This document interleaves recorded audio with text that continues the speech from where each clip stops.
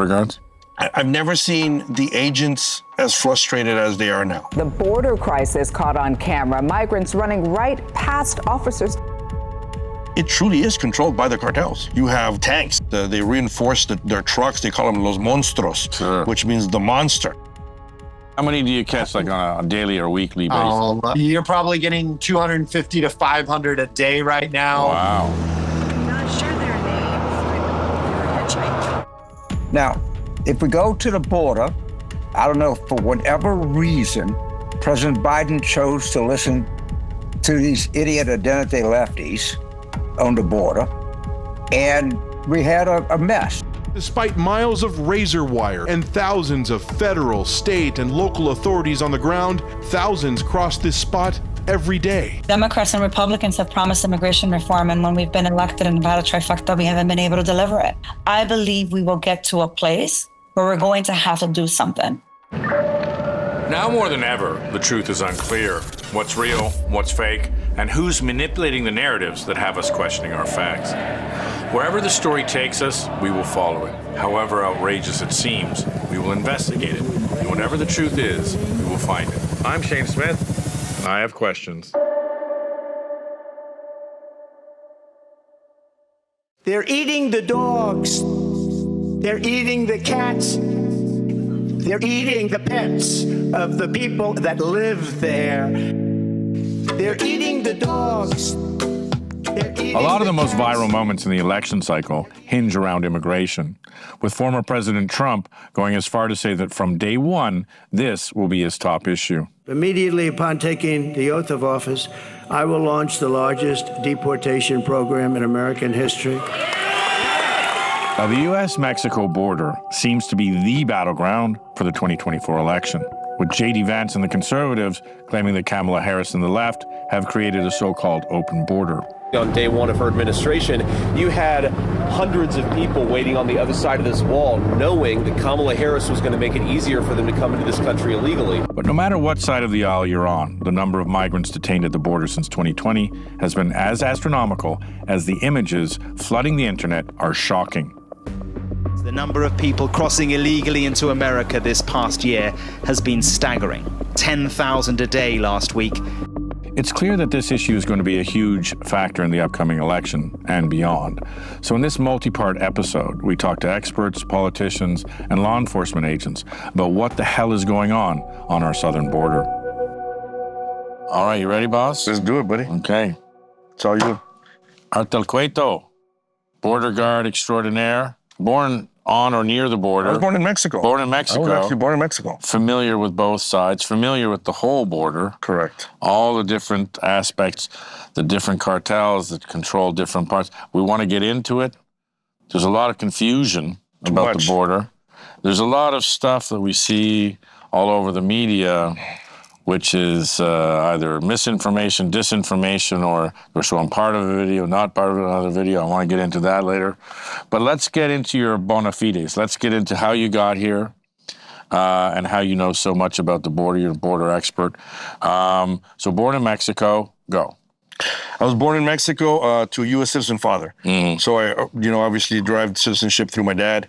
I grew up there on the border. I went to school on the border my entire life. I did do all my schooling in the United States. But law enforcement has always been that one thing for me. Yeah. Especially the town. I grew up in a small town on the border, Douglas, Arizona. Sure. And it was a rough town. And by rough, I mean, you could have gone either way. And we would see, the drug cartels, the drug smuggling, everything. It was easy to make the wrong choice if you. Well, Douglas is famous. Correct me if I'm wrong, but Douglas is famous because it was the first Chapo tunnel, wasn't it? The first border tunnel was found there, yes, in the 90s, and I remember that vividly. We have an amazing discovery to show you tonight from Arizona, an underground tunnel as long as a football field linking Mexico and Arizona. Drug enforcement agents think it was used to smuggle tons of cocaine into the United States. So how long have you been doing Border Patrol? 21 years. So if you were straight up Border Patrol, you wouldn't really be allowed to talk to us. But because you're head of the union or spokesperson of the union, that's exactly right. You can talk to us, which is a rarity. It is. I mean, I don't represent the agency. I represent the union, of course. So that's a big sticking point because you have to go through a lot of red tape. The agency themselves, they have to go through a lot of red tape when they talk. They have their PIOs, the information officers that they can talk, but they got to say what they're told to say, and that's what's difficult. Well, the reason why I make that point is that you can tell us a lot of stuff from your first point of view that is unique and that a lot of other people can't. So thank you for being with us today. And we've got a lot to get through, so I'm going to just get into it and start jamming away. A lot of people don't understand a lot of the terminology. And the biggest one, I think, and we were talking about it a bit before, is this concept of an open border versus a closed border. And I think a lot of people think open border means, okay, just open the gates and let them come in, which isn't the case. So what's an open border versus a closed border? So there is no such thing as just an open border, first and foremost. We know that. Yeah. But I think people's conception of the open border, it comes down to the policies. Right. So what policies are in place to make it easier to come across and get released and not have to go through too much of the paperwork right off the bat. And I think that's where we're at now with open border. What we're saying is there's so many individuals. I think DHS has said that people from over 168 different countries have come across during these last 3 years. Which is a new thing. Which is a new thing because they come across and all they do is ask for asylum. Now, the asylum process has always been there. Right. That's what people don't get. It's always been there. Yeah. But you had to prove it right off the bat. Right. Right now, what has happened is people have come across, they've asked for asylum, and they get released and in hopes that they'll show up for their case whenever their immigration case might be. That's more of what the open border looks like. Closed border would be more individuals that came across, they would be detained. You would have them prove that they do have an actual asylum claim before you just release them into the United States. Right. So that's the difference. But one of the things that people need to understand that I've talked about, and some people hear me say it, and a lot of media says, well, we don't want to go with that story. Mm-hmm. That's why I'm glad I'm here, right?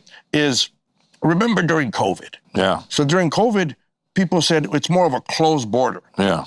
But it was the ports of entry were closed during COVID. Right. So people that had legal documents, border crossing cards, passports, whatever, they couldn't come across through the port of entry at the time because the border was closed. Well, during that whole time, you were still having a bunch of individuals from all over the world that were crossing illegally, you would say, in between the ports of entry. So that's another thing. They cross illegally, but once they've crossed and then they turn themselves in and ask for asylum, you remove, they're no longer illegally here. Right. Because now they have a pending status, asylum, whatever it may be. So they're not really illegal anymore, right? Because the policy says, well, you're not illegal, now you asked for some kind of... How many come across the border and turn themselves in? It's a large majority right now under this administration, and it's because they have that ability to do so. Right. And that's a great point because a lot of people are talking about the encounters. There's so much back and forth with the numbers. Yeah. And that's part of the issue. Yeah. So it just depends on the encounter. You can't make up the encounters. Right. Those are like, it's factual. You're catching them. They're right there. There's no way around encounters. But there's a way around the gotaways, which is the one thing that I preach about for years now. I'm going to hold you there because that's a big issue. So there's two basic kinds. So a lot of people come across the border, correct, give themselves up, and it used to be then you were sent back to Mexico, but now you're allowed to stay in the States while you're awaiting your adjudication or your processing. Now that's one. And the vast majority. But there are lots of gotaways, i.e. what we think of as illegal immigrants, where they go across, they run, they don't register, or if they register, they cut off their ankle or just an ankle bracelet and take off. So basically give us the delineation of those two things and explain what a gotaway is. So there is individuals, obviously, that have some claim, and they have an asylum claim, and they've come across, and I believe they truly have some type of claim. Unfortunately, I think they're all getting mixed up with everyone else, right? So everyone's paying for the price for, a few. But the issue is obviously the gotaways. The gotaways are a big deal. It's easy to come across the border right now. But what is a gotaway? The ones that got away, the ones that you failed to apprehend, or the ones that went the extra mile. No pun intended, but they went the extra mile not to be detected. And it's all cartel driven. Later on, you find the areas where they went through, and you'll find their footprints. You'll find their backpacks that they just leave behind because they jumped in a vehicle and then they're brought further into the United States. You find a lot of carpet shoes. And carpet shoes is just what it sounds like. Made out of carpet so they don't have tracks. They make shoes out of carpet. So one, it doesn't leave much of a footprint in some areas. At the same time, it makes the footprint look old. So when agents are out there tracking these groups, when they're able to see the footprints and they can determine how long the group went through that area. Right. When they have the carpet shoes, they can't determine that. It also avoids the agents from the ability to know how many people are in the group. Right. They walk with carpet shoes. They walk one in front of the other in a straight line. So there's really no way for you to know how many people are in that group. Yeah. And what's the current guesstimation on how many gotaways? Under the last 3 years, they're looking at close to 2 million gotaways. 2 million. Right. But it's a guess. And this is where the frustrating parts. You'll have agents go after groups, and if they're chasing a group that they don't have the determination of how many they are, the common saying is 20 plus. Now, you can catch that group later, and it may be 60. Right. But if you never would have caught those 60, it would have been written down as 20 gotaways. Right. And that's it. Now, let's go back to all the different countries, because it used to be, and you can correct me if I'm wrong at any time, mostly, some say up to 95%, it was Mexicans coming looking for work, let's say. And now, some say as low as 50, 60% Mexican, and then the rest coming from Venezuela, coming from El Salvador, Guatemala, some coming from North Africa, Sub-Saharan Africa. How are they getting money enough to fly here and to pay the cartel and to meet the cartel and to then go to, we were talking that some will come to Tijuana and then move over to Mexicali Juarez, which is more money. What's going on? So, that's what's funny, because you talk to the individuals when they come across and you ask them, what's your asylum claim? Right? Or why are you here? Oh, I got to get a job over here. Yeah. I heard I can make more money here. Sure. Why are you doing it now? Yeah. Because we heard that right now is the time to come across, ask for asylum, and then you guys are going to let us go. Heard from who? They just say we heard. All right. And these people, they listen to the news. And a lot of them, what they'll do is, at least the huge groups that, I had shown you, that I had pictures of, that I took. Yeah, I wanted to see those pictures. So they came, they say they fly into you met Ecuador. actual Kenyans. Yes. At the border. Yes, and they say they flew into Ecuador. Ecuador. They said we fly into Ecuador, and then from Ecuador we can make our way in. Quite far. Ecuador. It's pretty far. Yeah. And then once they get there, they said they make their way up north. They make their connections. There's a group right on the wall. But that's a lot of money to fly from Kenya to Ecuador. I mean, it's thousands upon thousands. And there's a lot of people.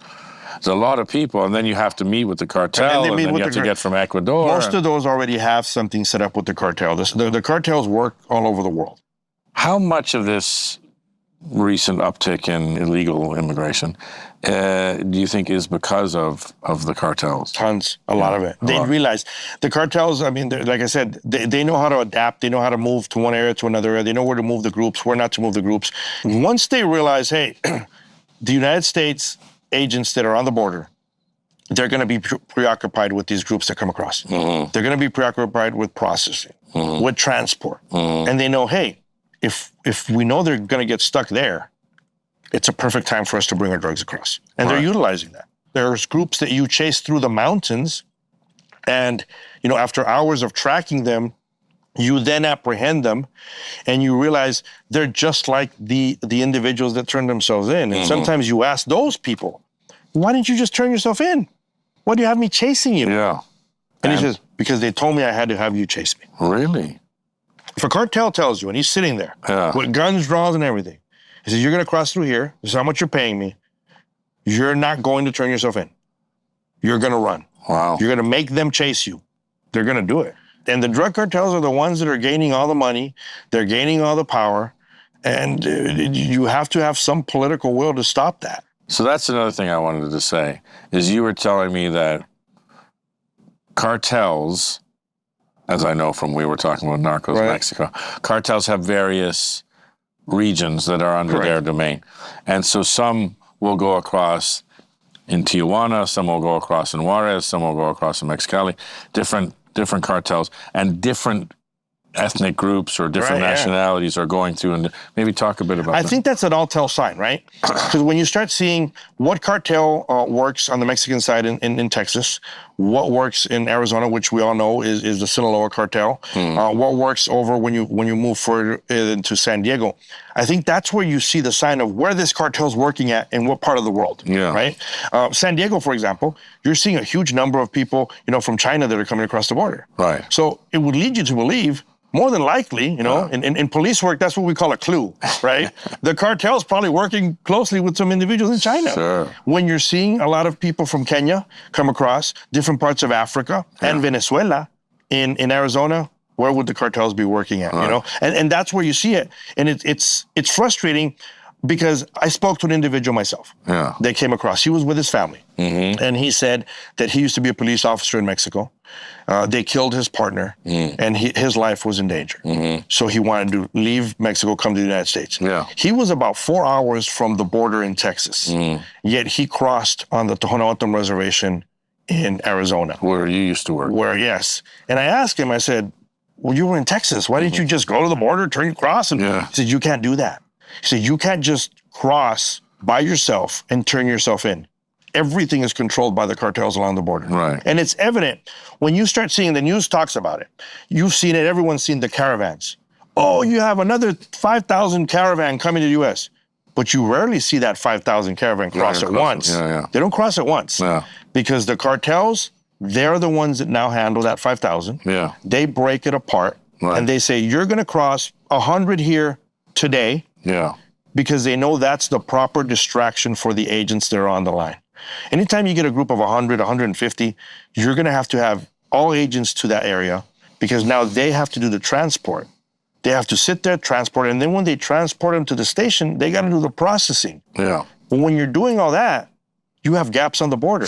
And the cartels, who are all along the border, said, okay, now's the time to cross the drugs that we're trying to cross or cross the individuals that we know cannot pass a vetting process. See, you're ruining all my questions because you're getting into them before I can ask you. But that's, so I wanted to get into the cartels and, obviously the rise of the cartels has changed what's happened at the border significantly. Under COVID, they were finding all kinds of, because of the backlogs at the ports, like, for example, fashion. There's backlogs in all this fashion, but they figured out, okay, that the Chinese were trading fentanyl to the cartels and the chemicals for fentanyl and then making clothes for them to launder the money. And so, I mean, this is a very high level of collusion that's going on that, by the way, is all vetted by, the Department of Justice. I mean, so saying that they control the borders and have a lot of Chinese people is not a surprise. That's one point. The second point is the cartels sort of have their, like, as you're evidenced by your story, that, you can go across at a certain point, not at a certain point, and they control that. One of the reasons why they do that, and we were talking a little bit earlier, like if you're in Afghanistan, for example, they'll let off a bomb, and then all the bomb squad will come, and the officers will come, and everyone will come out, and they'll let off another bomb, because that's when they get the high value target.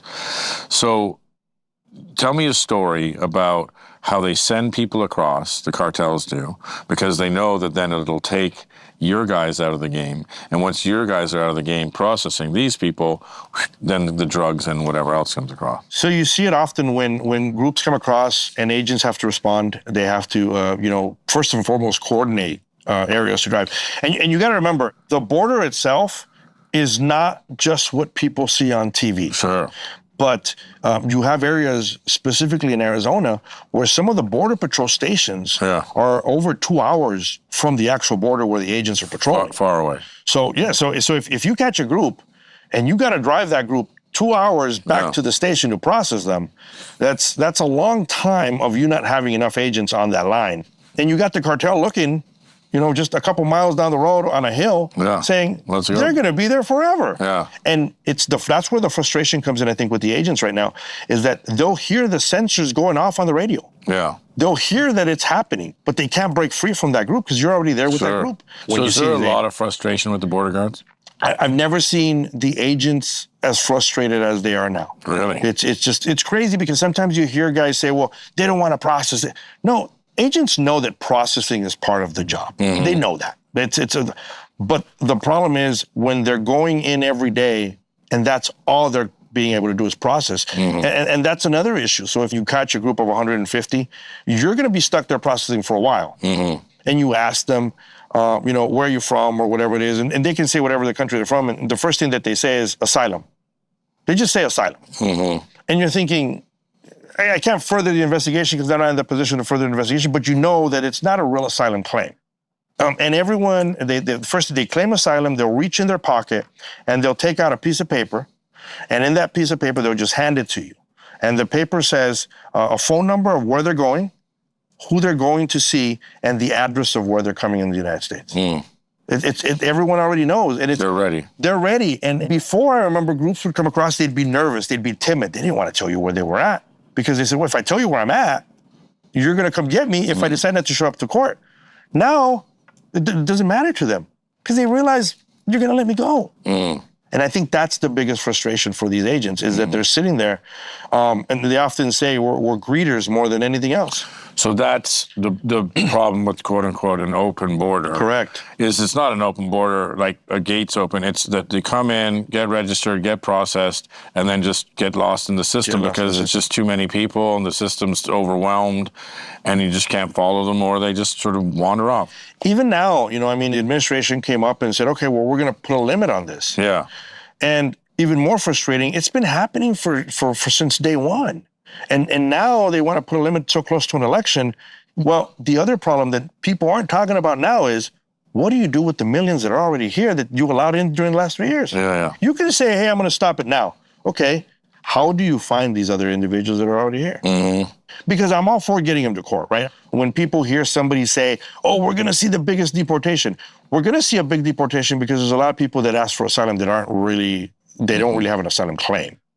Yeah, I think it's become such a political issue. And if you want to go to the larger issue, this isn't anything new politically. In fact, it's been going on since politics began. You look at pre-World War II Europe. Oh, they're taking our jobs, they're ruining our economy. It's them, it's not us. Those are the guys, they're the bad guys, get rid of them. It's a scapegoat for problems, et cetera, et cetera. And now we're in an electoral cycle that's crazy. And oh, God damn it, this is what it is. And also, if you talk to people, like we need immigration because it fuels the economy. And Japan, for example, which doesn't have immigration, is going down the tubes. But at the same time, it's a real issue that's really happening that gets convoluted politically. And you guys who are on the front lines are seeing what's happening, sort of going, well, what the hell am I supposed to do here? Which brings another point, which is interesting. I think a lot of what we're talking about today is open border versus closed border, which is now you can come, hand yourself in. And the reason why you have, people, a vast majority handing themselves in because they'll release you in America. That's right. Before, they used to release you back or put you back. Or detain you. Or detain you in Mexico. But then the Mexican government said that's not constitutional if you're not Mexican to be held in a camp in Mexico. Right. Now, how did that change things? It changed it drastically, but at the same time, you got to look at Mexico and say, well, what are you doing when it comes to all the people that are coming through your country? Yeah. And that's, I think, the even bigger issue, because they know what's coming through their southern border. So why do they let them through? A lot of it is because, it brings business to them, to be honest. Yeah. And at the same time, the cartels that are operating in Mexico, they're making a lot of money off of this. But it's frustrating because it's criminals making more money, getting richer. The cartels, they fight amongst themselves for power. Mm-hmm. how do you get money to fight for power? You continue to bring more drugs into the country. I mean, we're seeing it now.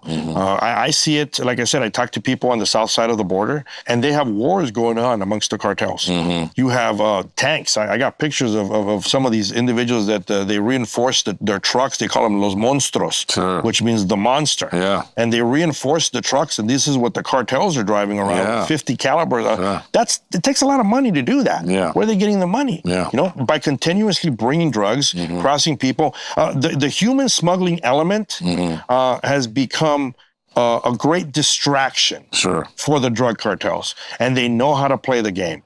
Someone was pointing out to me when it was Medellin Cartel, he was the seventh richest guy in the world, but now there's 6 or 7 cartels that are just as rich. And, you know, hundreds of billions of dollars. But I wanted to get into that. So you have connections on both sides of the border. You speak the border slang, if you will. I speak Spanish, English, and the border slang. I speak 3 languages. English, Spanish, and border slang is what I like to say. So what are people saying at the border? That's a great question. Look, I talk to people on both sides of the border. I talk to people in Mexico. There's people in Mexico that say, hey, when we know a caravan is coming, we tend to make sure that we lock our houses in Mexico too, because some of these people, they come through here and they run out of money quick as they're doing the trek, and they'll break into the houses. But those are things that just don't get reported. The media is not reporting it even here. That's the big frustration when you talk to people on the border is they say, look, there's so much going on, but no one reports it. No one talks about what's actually happening right there on the border itself. When we hear the famous line, every state's a border state. Is it really? No. You know? Every state is having to deal with a lot of issues that the border states have been having to deal with for a long time. I think I like to say that better. Every state has become a chaotic state nowadays because of the fentanyl and every drug that's coming into the country. To go back to fentanyl, and it used to be weed, and then it was heroin, now fentanyl. Okay. So we've had a war on drugs with hundreds of billions, if not trillions of dollars spent over the past 30 to 50 years. Is it working? There's never been more drugs crossing the border. People are going to hate me for what I'm about to say. This is where I get canceled, right? I think we've had a war on drug traffickers, but we haven't had a war on drugs. So the market's never been bigger. Yeah, so they'll go after certain drug traffickers and certain smugglers, but there's someone else to take their place. If you really want to go after them, you know, you really got to go after them. And you got to talk to these other countries and say, look, enough's enough. And we're going to have to, you know, do a combined effort. Because, look, I mean, there's people, as you said, there's people from all over the world that are suffering because of the drugs. It's not just here. And I think it needs to be a combined effort if people really want to get serious about it. But my point being that we've spent, you know, trillions of dollars and, you know, countless lives trying to stop the war on drugs. It hasn't worked. How do you win this war on immigration or migration, or this? How do you fix the problem? Because, again, we're spending hundreds of billions of dollars. It doesn't seem to be working. How do we fix it? You actually and you look at the books and you do actual real sanctions on the people that are coming across, you detain them. Right now, everyone's coming across robbery because they know it's a free ticket, right? I mean, that's what it comes down to. The immigration is a mess right now, but I think they can still get ahead of it before it gets completely out of hand. And what you do is you detain people. You start detaining people that are coming across. You actually sit them down, get an asylum officer, an immigration judge, while they're detained, and you say, okay, you're going to present your case. And if you don't have a real case, you know, you're going to have to go back to your country. Will a wall work? A wall will work if you place it in strategically areas. Yes, it will. But you got to combine it with policies. The wall is a huge deterrent, but you have to have something on the other side for those that do get through. A state of emergency is declared by the mayor in Eagle Pass, Texas, as the surge of migrants crossing the border continues. Now, to learn about the so-called gotaways and how this massive migration is directly affecting counties in its path, we talked to outspoken Arizona Sheriff Mark Lamb. Sheriff Mark Lamb has been serving as the sheriff of Pinal County, Arizona since 2017. He oversees a county the size of Connecticut, manages nearly 500 employees, and is on the front lines of the immigration crisis that's happening right now at the border. And he's taking some time out of his busy schedule to spend some time with us and answer some tough questions about what the hell is going on. So good to have you here, Mark. Thank you for taking the time and talking to us. My pleasure. Thank you for having me on. Well, what are we seeing in Pinal County right now? The ground zero of this immigrant. Like, are you seeing vast swaths of people come? Where are they coming from? Why are they getting across? Like, what do you see from ground zero right now today? Well, just to give people a little logistical look of where we're at here. We are not directly on the border. I would be normally considered a tier 2 county, which means one county off of the border. Yeah. But the Border Patrol treats us as a tier 1 county just because of the flow that comes through my county. Who are all these people? I'm not sure their names. They were hitchhiking. You have 4 illegals in your car. I guarantee you were getting paid at least $1,000 for each one of these, and you're trying to pretend like we're stupid. How many do you catch, like, on a daily or weekly basis? I mean, you're probably getting 250 to 500 a day right now. Wow. I would say we tend to catch a couple thousand a year. So probably that's my count. I mean, I just, with the resources that we have, it's probably 2,000 to 3,000 a year that we catch. If I were to tell you, if I'm the sheriff and you were to say, and I were to say to you, how many people should I let rob stores every day before I stop them? Yeah. What would your answer be? 0. 0. Why? Because it's against the law. Yeah. But for some reason, Americans have been hoodwinked into believing that it's okay to break the law that says you cannot come into this country without permission. Right. Even if you're claiming asylum, you still came into the country illegally prior to claiming your asylum. Hoodwink how? Because I think that this is one of the biggest and will be one of the biggest issues, hot button issues in this next election. It should be. Where it's become so hyper politicized. There's a lot of it that people don't understand. For example, what an open border is versus a closed border. We were talking, and people think, open border, they just open up the gates and people are rushing in. But in fact, the problem's more complex than that because they're coming in and then being released in here rather than sent back to Mexico to be detained or cleared or adjudicated or what have you. And I think that's a fact that most people don't even know because you're seeing this footage of gates being opened and people running across. So the hoodwinking is being done by the politicians. Both politicians, both sides use this as a fundraising opportunity. Yeah. It is the number one issue, and it should be the number one issue. Yeah. This is the greatest threat to American lives every day, and I'll quantify that in a second.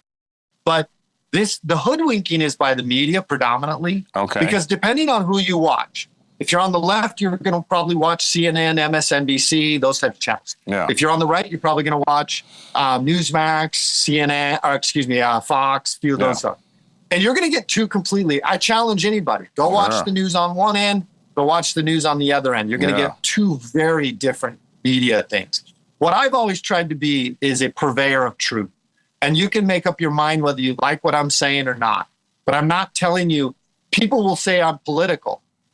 I'm responding to the politics of this country because it's my job. I have to deal with the border and I have to give people the honest truth about it. Yeah. And I'm not going to sit here and sugarcoat it and tell you that it's better now than what it was under the previous administration. It's just frankly not true. Right. It is worse in the last 3.5 years, and the statistics show that. And why is the that? Politics, the policies. Yeah. Immediately, this administration came in and undid a bunch of executive orders, which I don't like executive orders first and foremost. I don't like them.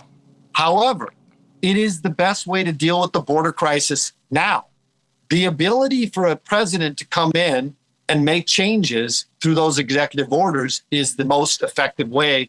The victims are also the people that are coming into this country illegally because they've been misled by bad policy, by bad messaging. When you're not straight up and say, if you come across this, we're going to hold you accountable. We're going to charge you for coming into our country illegally, and there's consequences to it. That's not being done. The opposite is happening. When you come in, we're saying, hey, here you go. Here's a court date for 2030.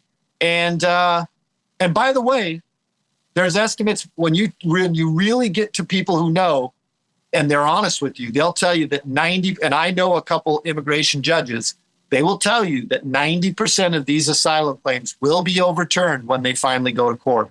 But by then, they'll have been in our country for 2, 3, 4, 5, 6 years. Can I just touch real quick on why I think this is a national security threat? I started to talk about 100%.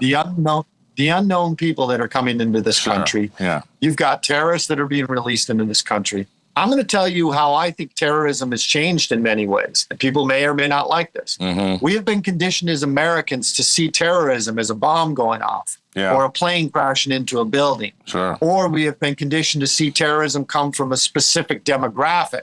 Or we've been conditioned as Americans, and this is mostly by the media, by the way, and politicians, of somebody walking into a building and shooting up a group of people. The reality is the number one cause of death in America between the ages of 18 to 45 is fentanyl poisoning. Yeah. That is the number one cause of death. And it is claiming over 100,000 American lives a year right now. Mm-hmm. It is become, there's no army or no terrorist organization that has ever had the success of killing Americans than what they are having right now. Now, who are the purveyors of that? China. Mm-hmm. China creates the precursors. They put it in the hands of the cartels. The cartels then bring it in the way of pills or fentanyl powder into America, along with a whole myriad of other terrible drugs. Mm-hmm. And then those drugs are then killing American citizens. It's much like the opium wars of 1893. Sure. Look, this is just, it's come full circle. And now you have purposely putting fentanyl into Americans' hands and killing over 100,000 Americans. They haven't fired a single shot, and they haven't set off a single bomb. So when we talk about the greatest threat to American national security, American lives, it's not in the Middle East. It's not over in Ukraine or anywhere else. It is happening right at our southern border, and American lives are being lost. Civilian lives are being lost every day by something that we could stop if we had the will to do it. Yeah, I think, and you brought up this point, I think we should sort of put a bit of meat on the bone, is the difference between border security and immigration. And immigration, quite frankly, has always been a political hot button. You can go back to since when politics began, obviously became a huge issue in Europe in the 20s and 30s. They're to blame, they're taking our jobs, et cetera, et cetera. But then you have border security, and like you're saying, you have fentanyl coming across in massive amounts. There's also a huge amount of legal immigrants that come across to work in America, just in border towns and in agriculture and all kinds of industry, that it would be, if the system gets broken, and that has to stop, then that causes a lot of problems. So going forward, if you had your druthers, how would you fix it? Well, first of all, as a sheriff, I've seen both sides of it. Yeah. I've seen the bad people that come across that have taken advantage of an unsecured border and a broken immigration system. And then I've also seen the good people who try to come here, but they only give out. So just so people understand, there's only 65,000 openings a year in a country of 365 million people for those people to get visas. Yeah. And there's a lot of good people on that waiting list, people that are doctors, lawyers, engineers. That's for the lottery. Yeah, that's the other thing I was just about to say. Yeah. Is those 65,000 are given up in a lottery system. Yeah. And so we have all these good people that are trying to do it the right way, and they don't want to break the law because they're good people. And these folks are on a waiting list and may never get in. So how do you fix it? How do you fix it? You have to secure the border. Mm. You have to secure the border. Number one issue, secure the border. Yeah. I get that immigration is part of the reason why the border is broken and unsecured, because it's bringing people to the border because they feel like they can't get in legally. So they break the law and they come in illegally because they want to come here. This is like cleaning up the tub water in the or cleaning up the bathroom floor and mopping it up without turning off the tub water. You can mop all day long. You're never going to dry it up. So we secure the border, and then you've got to fix this. And the way we fix this is through legislation. Congress and Senate have to come up. This takes longer. Border security can happen right now. The president tomorrow, Border today. security, just like close the border or what do we do? So the president under Immigration and Naturalization 212F has the authority to do all the things he needs to do. He can restore the Remain in Mexico program. He can finish building the wall. All of these things can be done with executive orders. Immigration is something that's going to take a little longer to fix because it has to go through Congress and Senate, and that's broken. That is broken. We've got to allow the people that want to come in here and need to work, and we need it. And many of those people need to come in here. We want the people that bring the education and bring really some qualified people. We have that opportunity. Our system doesn't. It's broken, and it choke points it.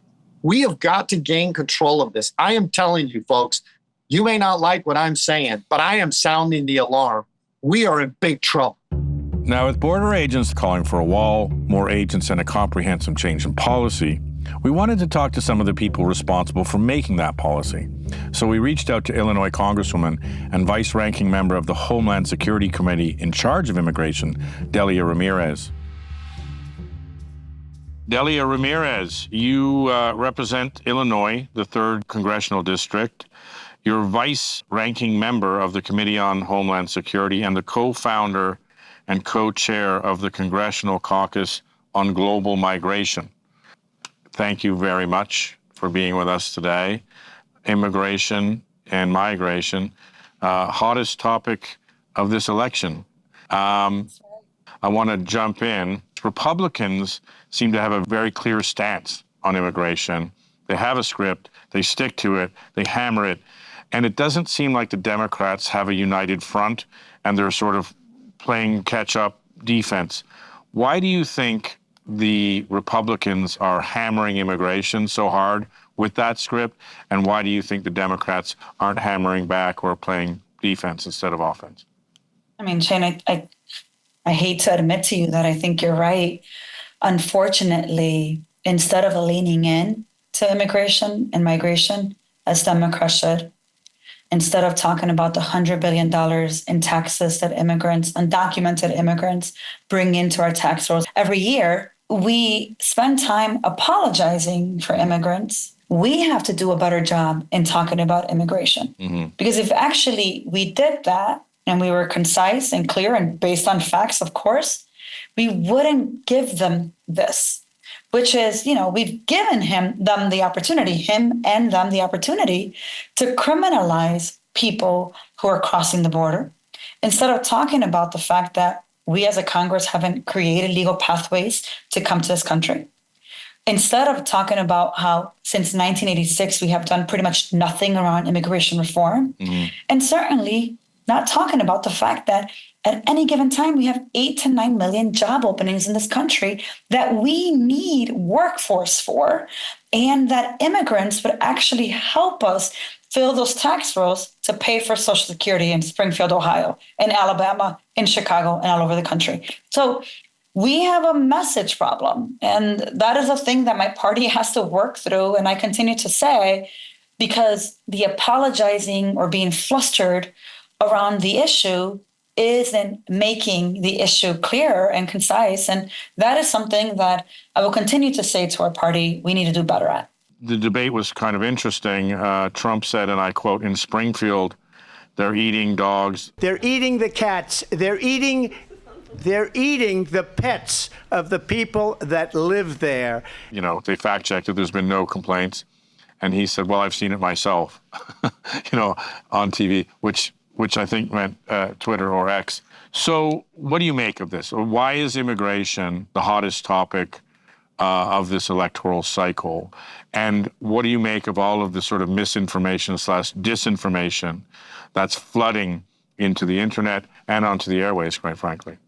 I mean, look, let me start by saying that Donald Trump has decided and intentionally is doing everything he can to dehumanize immigrants. If you don't make them human, if you say that they're eating your cats and then say it's your dogs, even if you know it's absolute BS, you do that to continue to develop the level of hate, of fear, of people who are literally seeking asylum in the same way that his own ancestors did 100 years ago. And unfortunately, it's working. It is, to me, the biggest baloney, BS, hypocrisy I have seen. But he believes that if he continues to dehumanize people, he will be able to continue to carry on the level of fear and hate that will win him an election. Let's talk about that. For example, saying that criminal activity around the world is going down, whereas in America, it's going up. I mean, you're on the Homeland Security Committee. What are the stats? The stats are the opposite of that, Shane. Right. But the problem is that if Trump said it, for some people, it must be the law of the land and the Bible. Right. And it's crazy because I sat there and I watched him viciously lie from the beginning to the end. So is crime up or down in America, and violent crime and crimes by Actually, as a matter of fact, the statistics that we saw was that according to FBI, they're actually down. Right. And actually, when you're looking at border and the number of people that are on lists of terrorism at the border, those numbers have gone down in the last few years instead of gone up. But the reality is that this idea that they've created about the border and the chaos is far from the reality. But what you have is a bunch of folks who do their little videos, and they go to the there and they go here and then create all of this chaos. And then you replay that over and over. One of the reasons why I wanted to do immigration is we've been doing reporting on immigration for 20 years. We've gone down to the border. We've ridden the beast, up the Mexican border. So we know what we're talking about. And we would see these gates open and people flooding through. And I'm like, well, where's that? There's no gate, And then it would be after the border or before the border, and people rushing up to give themselves over. And obviously now a lot of these videos have been debunked. But it's been taken as a given. And open borders, a lot of people believe, mean open borders. Can you please just explain what open borders, quote unquote, means? I mean, an open border would mean that the two countries that border each other would have a partnership in such a way that there is no paperwork necessary, no documentation needed in order for a citizen of one country to cross over the other country. Yeah. And even with that, it's really interesting and fascinating, right? That is very different than what you're seeing here. An open border would mean you wouldn't need all these officers working processing sites. An open border would mean that we wouldn't be detaining people and you wouldn't have detention centers. An open border would mean that I wouldn't have walked through a number of detention centers with pregnant women behind bars. It's absolute BS. And let me say one more thing. If we have open borders, why is it that we are restricting asylum for people seeking asylum in this very moment? Why do they call it an open border? Why is it called open border if it's the opposite? Because they have decided that the fear of someone that you don't know is a tactic you use to win elections. They have decided that politicizing people seeking asylum is the way that you win the White House and the way that you continue to spew hate, racism, and discrimination. But here's the thing that I struggle with, Shane. In the early 1900s in New York, you saw some of the worst discrimination against Italians and horrible, horrible language used against them. Sure. Discrimination. I mean, sending them back. Poles, Irish, Germans. Polish. We've seen this happen over and over. And it's really mind-boggling to me that some of the people that are spewing this hate are the grandchildren of the orphans of the early 1900s. They just came through Ellis Island and came through. That, to me, feels far more like an open border than this precise moment. So open borders, or at least the way that they think about it, seems okay in the late 1800s and 1900s when their family benefited from that, when they were seeking a better life. But in this precise moment, even being processed, going through a court process, that doesn't seem right. Now, look, there's this other piece. Yeah. We'll just do it the legal way. Shane, in Homeland Security, a number of us talk about the legal way. And, in the words of one of my colleagues from the other side, one of my Republican colleagues, it was the biggest shock of my life when Congressman Robert Garcia posted this board that showed what happens when someone tries to apply the legal way to come to this country. And once they're here, the loop after loop that they have to jump to maybe one day get green card residency here. And he said to me, why are we not talking about this broken process more? Well, we intentionally don't talk about it because criminalizing immigrants is a strategy to hopefully win elections and divide a Congress. This issue's obviously become hotly politicized. The open border being one of the terms that's thrown around, I believe, and I'm going to quote you here, quote, "The reality is our border is not open. If it were, there wouldn't be children and women drowning trying to cross the Rio Grande or in detention centers." So we have this semantics, sort of debate of open border versus not open border, leading to what you were talking to about a bigger crisis, which is it's almost impossible to get legal immigration. I'm a legal immigrant, and it costs a lot of money, and it takes a lot of time, and it takes years and years and years. Maybe you could explain the asylum procedure, what it is, what it was designed for, and now I think part of the problem is it's a catch-all for all immigration now, which leads to quote unquote illegal immigration. But maybe let's unpack asylum, what it means, and what the system is used for. Even the asylum definition we currently have is a very old definition that has not been updated in decades. And we need to do some work around that and updating it, because in many cases, people seeking asylum now are also seeking asylum because of climate instability in their countries, right? Economic exclusion, democratic backsliding, those things have not been technically built in to the definition we currently have now. The thing right now that I think is important for people to know is that you can come and seek asylum. You are not automatically granted asylum. There's a process in which you must go through. And I think people assume, come to the border, present yourself, you're automatically here. That's not the case. Before Trump, the sort of spiritual and moral center of the Republican Party was Ronald Reagan, who was very pro-immigration. And ironically, at that time, the Democrats were kind of anti-immigration because they were sort of more union-led. And now it seems like we've switched sort of our political alignment on this issue. A, why do you think that is? And B, why do you think we haven't had any comprehensive immigration reform since Reagan? Yeah. Well, let me start by saying to you that Reagan is the reason my parents are U.S. citizens today. They will always remember that and always remind people it was a Republican who adjusted their status, right?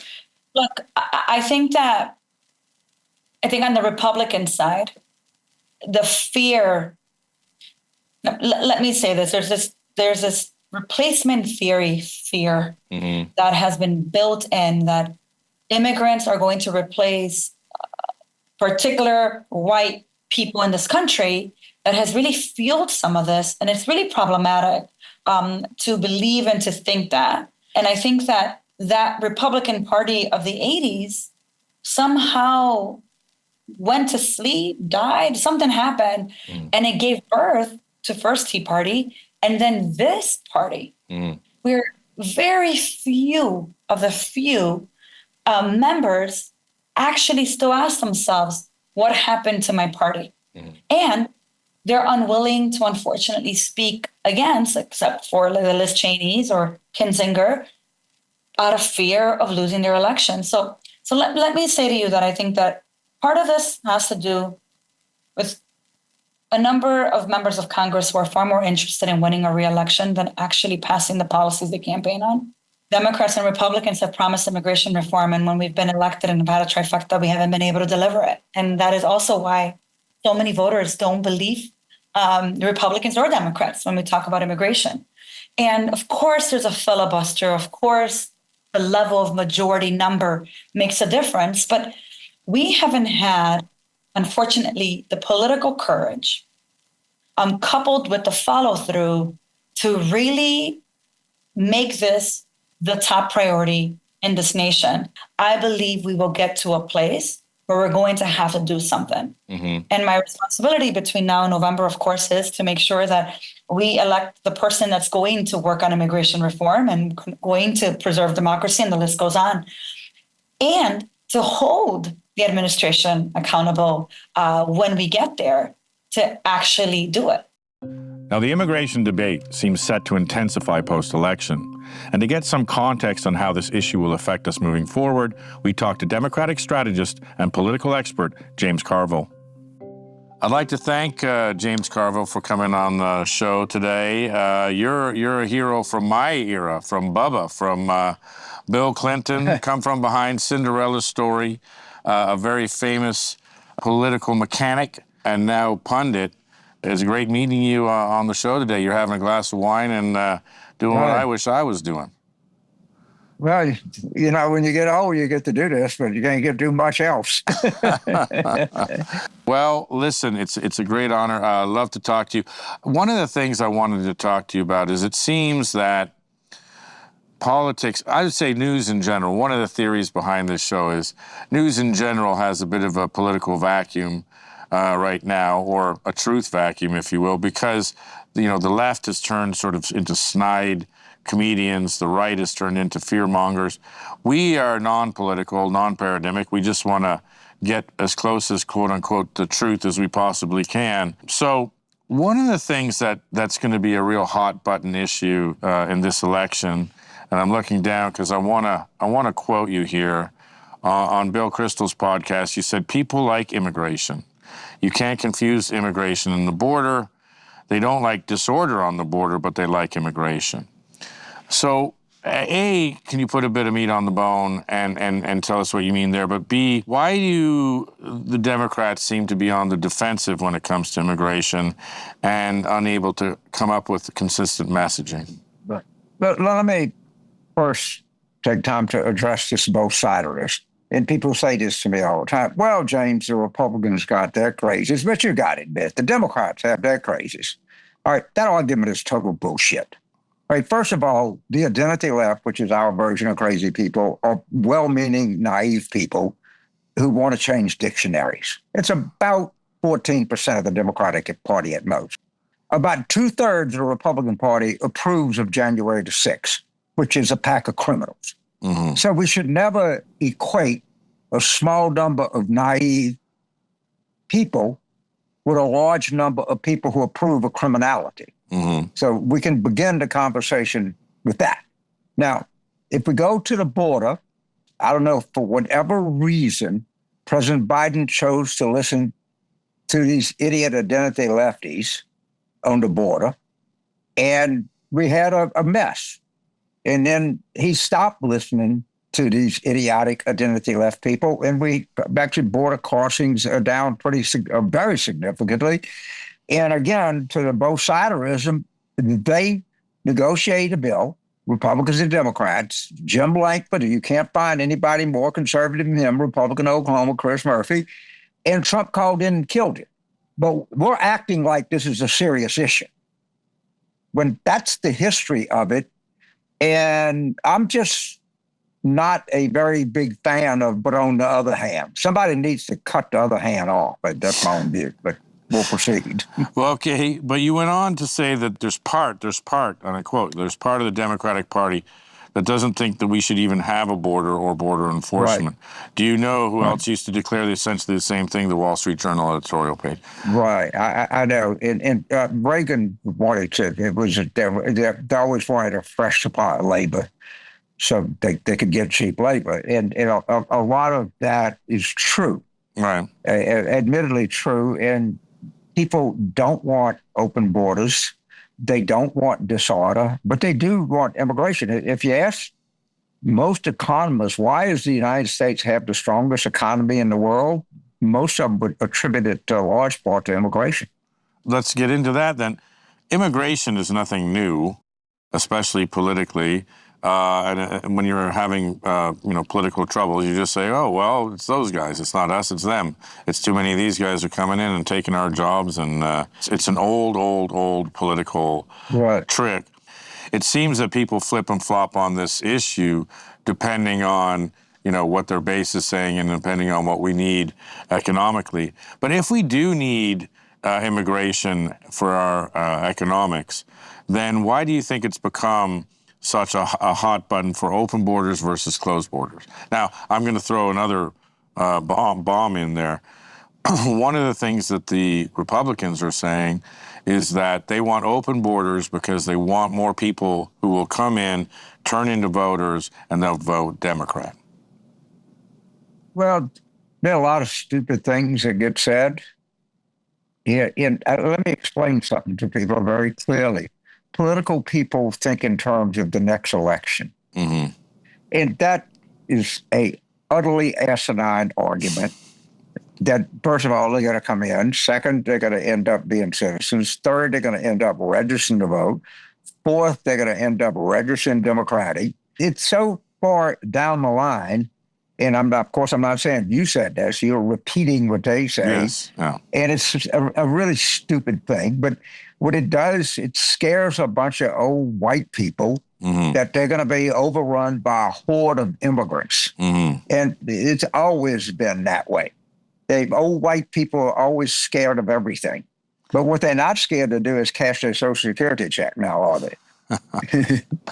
But they did try to change the law in New York where they said that all people can vote in local elections. That is in local elections. Mm-hmm. And in D.C. That is not in federal elections. So I know it's local elections, but they point to it saying that's... So what? So if people are there and they're working and they're paying Social Security, there's an argument to say maybe they should vote. Most of them are going to vote anyway. What do you think the voting rate? If I'm here and I'm here, I don't know, you call it illegally or without papers or elsewhere, but whatever, the last thing I'm going to do is show up and vote. The argument is so idiotic on its face, and it can't stand the first level of scrutiny. But if I'm here and I came across the border at 2 o'clock in the morning, and I paid some Buscato or whatever you call them, and I ended up in New York, the last thing I'm going to do is go down and try to register to vote. Or even I'm not going to show up at the emergency room. Right. Because I think I'm going to get my ass deported. But no one ever went broke betting on two things, betting on the United States and also betting on the gullibility of Americans to believe any shit that gets thrown out there. I mean, the thing is this has taken traction, with the American voting public, that this is now accepted as a given. Well, first of all, it's a traction with a part of the American voting public. My favorite people are the people that tell the Democrats. These Republicans love to tell Democrats what they need to do to save their party. Right. When is the last time a Republican has won a big election in the United States? Think. You think back. 2022? No. Special elections? No. But it's always what the Democrats need to do to save themselves. And all these big thinkers that want to give the Democrats advice, meanwhile, they don't have a political party. They have some version of a personality cult, but both-siderism demands that both are treated equally. Right. And that's the danger in America, is that we're unable to judge the sheer stupidity of one party against the kind of complexity and constipation of another party. But that's an interesting point, and maybe we could segue into the American political game. Sure. As of April, it looked like Trump was in trouble. It also, quite frankly, looked like it was a failure of both parties because Trump versus Biden seemed to be two cranky old white guys, and neither seemed to be building their bench, the Democratic Party nor the Republican Party, and the cult of personality, et cetera. And then, the assassination attempt, the debate, how the Democratic Party let Joe Biden go into that debate. And there's a lot of conspiracy theories about that. Did they let him go because they knew that was the only way to get him out? Already this electoral cycle is completely bull goose loony. So what's your 2 cents on, what's happening in this electoral cycle what is the Democratic Party? What kind of entity is it? Does the Democratic Party have a collective thought? If they do, somebody tell me, because I've been a member of it since I've been 14 years old. But somehow or another, there's some grand puppet master in the Democratic Party. Secondly, that's not the choice we have now. One party broke. As opposed to saying they're both the same, give the Democrats credit for breaking the logjam. We were faced with a choice we didn't want. Joe Biden recognized that. The Democrats recognized that. And now we have a different choice. What's so hard about that? Which brings up a bigger question about undoing what the previous administration has done. When I was lucky enough to spend the last 6 months filming the last 6 months of Obama's administration, and when I asked him what he was most afraid of, he was, most afraid of the assault on the liberal democratic institutions that have kept this country afloat for many years. And it was the rise of Trump and all of these things that are happening. And since then, a lot of these things have happened. But basically, it was also that the two-party system has not only been galvanized into inactivity, but it's been, you get in and you undo what the other party did in their 4 years. And then you get in and you undo. What do you see as the biggest problems facing the political game today? Because it seems that a lot of people are dissatisfied because everybody's just trying to undo what the previous administration did. Well, first of all, this current administration has passed things that were unimaginable before. An infrastructure bill, a major infrastructure bill. Build Back Better. How many times have we done something like that? All right? You're putting together an international coalition to deal with the criminality in Ukraine. How many people have done something like that? All right. So we have to assess where we are and build on what we've done and what we've accomplished. But it's not like this political system has not produced anything productive here in the last 4 years. There were significant accomplishments. But with Clinton years, I used to say, what really irritated you, the peace or the prosperity? Because something really pissed you off. I can't figure out which one it is. Yeah, I came down from Canada during that era, and I remember saying, you have a Democratic president where, believed in fiscal responsibility, took the largest deficit, turned it into the largest surplus, reduced the size of government. Then the next Republican came in, increased the size of government, took that surplus, made it into the biggest deficit, and no one said boo. But to go back to this, why do you think it is that we don't hear about any of the positives of an administration, passing infrastructure bills, for example, or getting things done, and all we hear is the negative A? And do you believe that that's going to ramp up? I know you've said, that they're coming after us. Do you believe that that's going to ramp up on Harris now? Well, okay, first of all, we're not losing elections. That's a simple fact.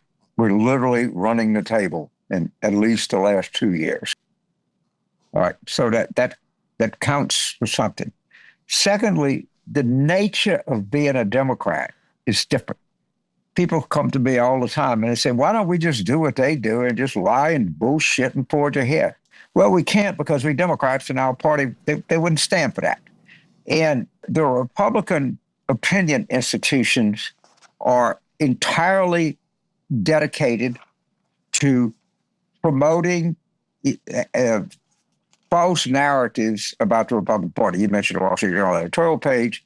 I could go on Fox News. I could go on and on.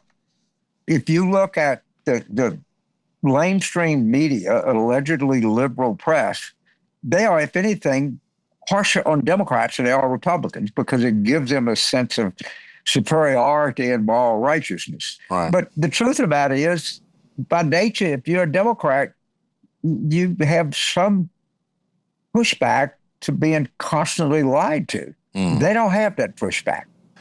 You said some quote, and I'm paraphrasing, that if you want to blame someone for immigration, you should blame Joe Biden for creating too many jobs.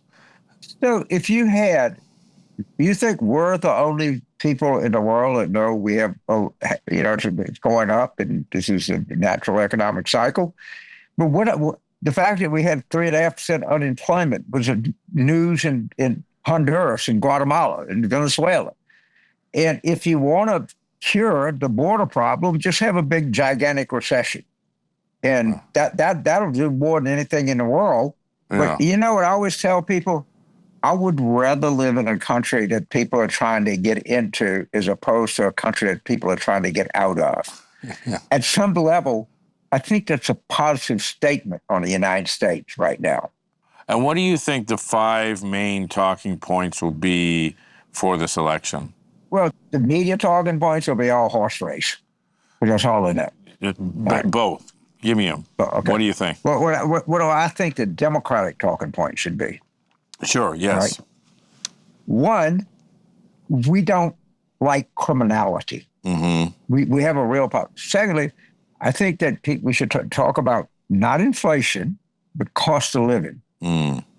And we should be very aggressive in identifying the reason that is most responsible for increases in the cost of living, not totally, but most, and that would be corporate price fixing. Mm-hmm. All right? In order for capitalism to really work, you have to have real competition. Mm-hmm. And I think what we have now is rigging. I think these insurance companies all talk to each other, the airlines all talk to each other, the pharmaceutical companies all talk to each other, everybody talks to everybody. Mm-hmm. And I think if we were very aggressive at going after that, I think, people understand that. And I think it's not 100% true, but I think there's much, much truth to that. Mm-hmm. So I would be very aggressive in defending capitalism. I would be very Adam Smithy. Okay, now give me the Republican. Well, I don't know. First of all, they don't believe in science. And if people want to believe simplistic shit, which they have been doing since time immemorial, and we should not accept these as equal arguments. And my point to people is, so scientists say the Earth is, I don't know, X million years old. Creationists say it's 5,000. Can we settle on a number in the middle?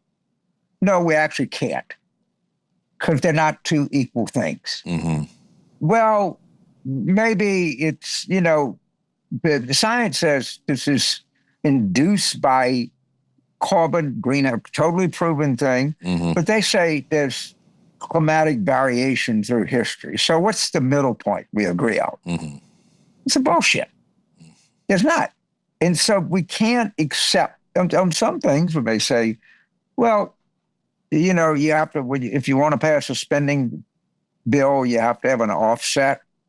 That's reasonable. But David Jolly, who is actually a scholar on the budget, former Republican congressman from Florida, pointed out that from 1789 through the start of 2021, in that whole period of time, 25% of the national debt was accumulated under the 4 years of Donald Trump. Mm-hmm. Interesting. Okay? Why would a person who likes a good economy ever vote Republican? All right? There's certainly zero historical reason to do that. I defy anybody to look up and find me one. There's none. Well, the traditional reason is taxes. Well, again, if you want economic growth, all right, it's not even close. If you want lower deficit, it's not even close. If you want higher wages, it's not even close. Now, you may say, who gives a shit about 75 years of data? All right. Okay, then say I just disregard and don't care about 75 years of data. But that's your choice. So if we go to 75 years of data and say, okay, under the Democrats, the economy is better. Under the Democrats, not better, significantly better. Significantly better. Right. Then why do you think that there is this misconception that Republicans are the party of business and that it'll be better for the economy, et cetera, et cetera? Well, I mean, look, so let's take the energy industry, which I know because I live in Louisiana. And if you talk to them, they go, look, I'm a Republican culturally, but honestly, I make more goddamn money than a Democrat. Right? Whether this is an achievement or not, we could argue. The truth of the matter is domestic energy production has gone up in the Biden administration. Now, maybe you don't want to say that because of political reasons, and maybe that's not a good thing. I understand that, but it's a fact. And so, as the talking point says, we got to do something about crime and domestic energy production. Actually, crime is down in the Joe Biden administration, not just a little bit, actually significantly. Now, how many times have you heard that? You don't. No, we were actually looking it up today. We were trying to find. Today, thank you. Good. Well, congratulations. Here we are with, how many days to go to the election, and we finally discovered that, oh my God, the crime rate is dropping precipitously and quickly. And of course, it did the same thing in the Clinton administration. Right. But we're not allowed to say that because it doesn't fit what the polls say people feel. Right. All right. That's my whole point. All right. Listen, we don't brag enough. Who's going to win this next election? So I'll be honest with you. I don't have any problem with the entire prediction industry, but I'm going to be 80 and I'm in the affecting industry, not the prediction industry.